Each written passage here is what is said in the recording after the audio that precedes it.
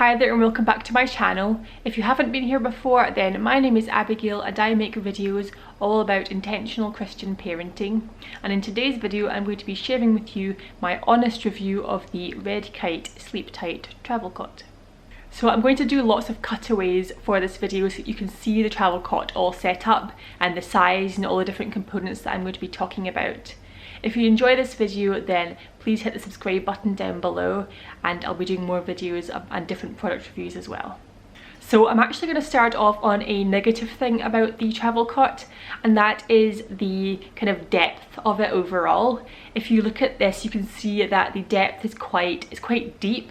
So to lower your baby all the way down there is quite a long way to go actually. And to lift him out as well, again, it's quite awkward and you can really hurt your back if you don't do it properly.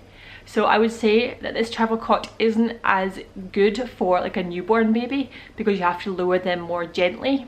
But then with a toddler, it's a bit easier because they're bigger as well, and also you don't have to lower them quite as gently as you would a newborn. So I would say that I would maybe recommend this for when the kids are a little bit older and not from like newborns kind of stage. I will say that the overall size of the cot is a really good size. I can see myself easily using this until Samuel is out of a cot completely, until he no longer uses a cot. So my son Samuel is 1 year old and he's been using it since he was about 4, 5, 6 months old, and I can see him using it for a good year and a bit or so because it is a really good size. It is very easy to put up and take down. You do have to remember which bit goes first. So you need to remember to pull the sides up first and then you push the middle down. Otherwise it won't stay up at all, and it's very easy to make this mistake and you think you've broken the cot. But just remember, the side bit's up first and then the middle bit goes down, and that's literally it up.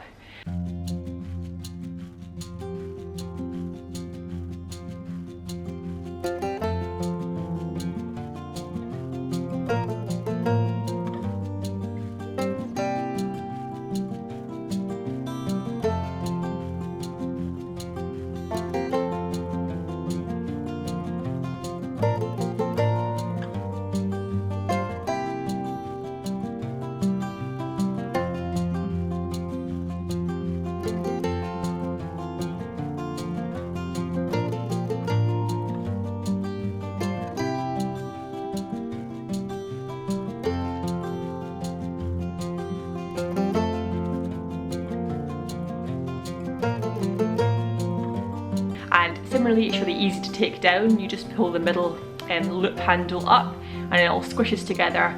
You wrap the mattress bit around it and that becomes like a bag, and then you put like the wee cover bag over it. The wee handle comes out and you're good to go.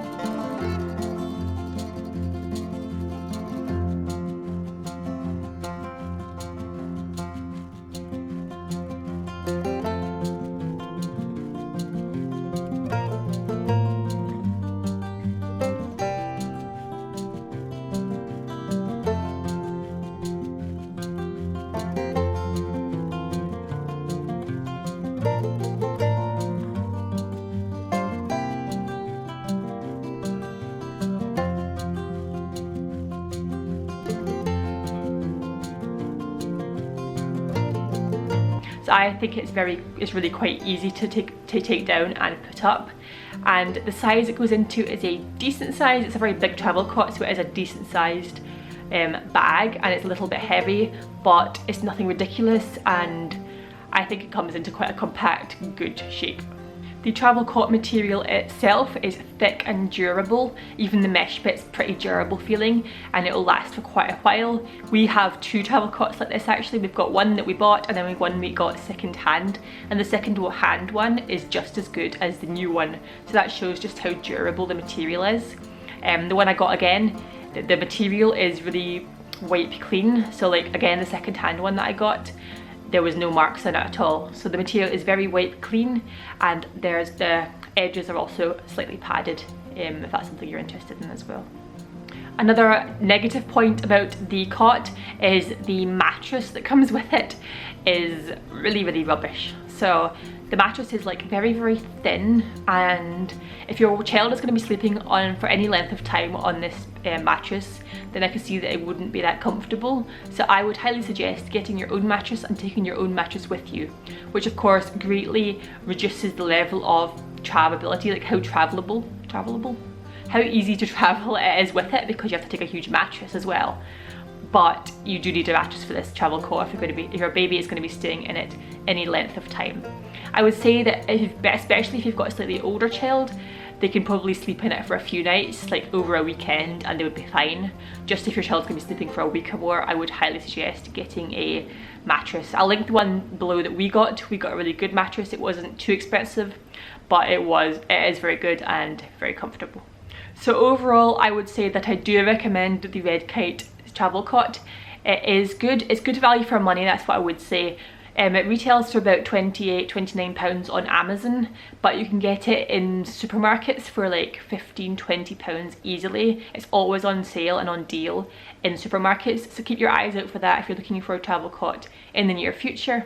I would say that it's for a slightly older child, it's slightly better for a slightly older child, but you can easily use it from a newborn as long as you're okay with like kind of the depth of it. Just kind of bear that in mind, I guess. I've seen online that quite a few people say they use it as a playpen for their child, and yes, you could use it as a playpen for quite a young child. For a child like around about 1, no, it's not going to work because they want to move around too much. But for maybe a 6-month-old child, it works quite well as a playpen. Because it is so deep, that probably makes it quite a good option for a playpen actually.